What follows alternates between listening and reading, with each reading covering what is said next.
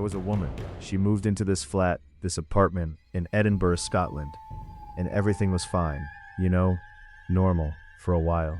But here's the thing that keeps getting me. The person who lived there before her, nobody knows where she went. She just disappeared. And when the landlord finally went in to clean out her room, he found something scratched into the inside of the wardrobe door, like scratched with a fingernail. Over and over, the same 3 words, "Don't look back." This is the story of what happened to the next person who moved in. Her name was Maya. She was 26, she'd just started a new job, and she'd moved to Edinburgh from Nigeria. So already, new country, new city, new everything. She was doing her best, just trying to get settled. She found this flat online. Top floor of an old building, sloped ceilings, big windows, really charming, and cheap. Like suspiciously cheap for that area. But Maya didn't question it. She needed a place, the price was good, so she took it. The landlord, his name was Douglas, he met her at the door, handed her the keys and said, almost like it was nothing, "The last tenant left pretty suddenly. It's been empty about 4 months. Might smell a bit closed up." And he laughed. Maya laughed too. Moving day goes fine. She sets up her bed, plugs in her kettle, puts on some music. By 10 o'clock, she's sitting by the window watching the rain, and she actually feels good. Like, okay, this is home now. I can do this. But there was this wardrobe in the bedroom. Big, dark wood, kind of too big for the room if that makes sense, like it was built for somewhere else. And the doors never closed properly. There was always this little gap between them, this sliver of dark. No matter how many times she pushed them shut, they'd drift open again just a tiny bit. She thought it was just the old wood. Old buildings do that, right? She didn't think about it too much. One night she put a chair against the doors. Just felt better, In the morning the chair was moved, 2 feet to the left. She had no memory of doing that. So the first weird thing, there was this smell. Not the musty old flat smell the landlord mentioned. Something different. Like wet dirt. Like soil after it rains. It wasn't always there. It came and went, mostly at night, mostly from the corner where the wardrobe was. She bought air fresheners, opened windows even when it was freezing outside. The smell never fully went away. It was just always kind of there in the background. Then about 2 weeks in, she comes home late from work, past midnight, and her bedroom light is on. She is 100% sure she turned it off before she left. She's one of those people, She checks. She stood in the doorway for like 30 seconds just looking at the room. Then there were the photos. She'd printed out some pictures. Her friends, her mom, a photo of the beach back home, and pinned them above her desk. One morning she comes in and her mom's photo is facing the wall. Just that one. Everything else exactly the same. She stared at it for a long time, took it down, put it in a drawer. That night, and she is very clear about this, she heard the drawer slide open, then slowly slide shut. She lay in bed completely still for 4 hours. Nothing else happened. She mentioned some of it to her coworker, Maria. Not everything. She didn't want to seem crazy. Just, the lights, the weird smell, the general feeling of something being off. And Maria went quiet. Then she asked really carefully, "What street did you say?" Maya told her. And Maria put her fork down and said, "There was a woman who lived there before you. Older lady. She called the council 3 times, saying someone was in her flat. They checked twice. Found nothing. The 3rd time she called, nobody came. And after that, nobody ever saw her again." Maya stood outside her own front door for 7 minutes that night before she could make herself go in.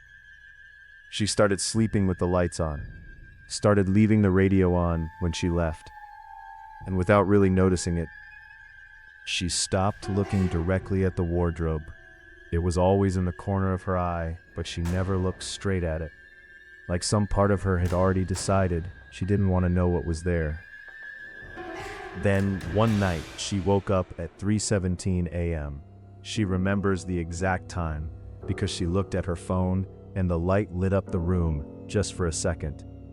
And in that second, she saw The wardrobe doors were open, wide open, and inside was just darkness. Not normal dark, like a thick, flat, solid darkness, like a wall painted black.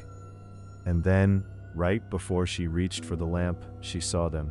Fingers, curled around the inside edge of the door, long and pale and completely still, pointing toward her. She didn't scream. She always thought she would, scream and run. She didn't do any of that. She just froze, complete shutdown, like her body just went, no, we are not doing anything. We are not existing right now. The fingers didn't move. They just held the edge of the door, and she kept staring at that darkness inside, and slowly, the way you start seeing shapes when you stare at something too long, she started to see something in there. A shape, a figure, standing inside the wardrobe, way too tall for the space. Its neck was bent because it was too big for the ceiling, and its head was turned away. And then it made a sound. Not words exactly. It was like a long, slow exhale, like something that had been holding its breath for a really long time, finally letting it out. But inside that sound there was something, a pattern, like it was saying something. She couldn't tell me what. She said she couldn't remember the words. She just remembered the feeling. Like being told something you already knew, something from a long time ago, something you'd spent years trying to forget. Then she ran. She got to the front door, got it open, ran down 4 flights of stairs with no shoes on, and stood in the rain outside. A neighbor called the police. They searched the whole flat, every room, every cupboard, the wardrobe too. Nothing, no signs of anyone. The only thing the officer mentioned, almost to himself on the way out, was the smell. Smells like dirt in there, he said, and the wardrobe doors were standing wide open.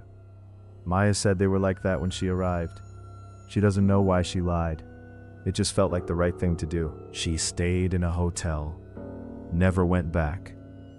Had the landlord send her stuff on. Never asked him if anyone moved in after her. She told herself it was over. Stress, sleep deprivation, being alone in a new country. The mind plays tricks. She almost convinced herself. So I heard all of this from Maya directly. We met at a work thing in Glasgow. She told it really calmly. The way you tell a story you've told so many times, you've kind of disconnected from it. And I believed her. I want to be clear, I completely believed her.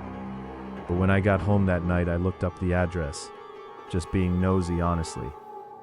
And I found a listing. Someone had moved in about 3 weeks after Maya left. A woman, no name. And the listing had interior photos, you know, the estate agent photos, bright, clean, freshly painted. I almost closed the tab, but I zoomed in on the bedroom photo. And in the background, a little out of focus, the wardrobe doors were open. And in the mirror on the inside of the left door, there was a reflection of a figure standing in the room. But the agent took those photos alone.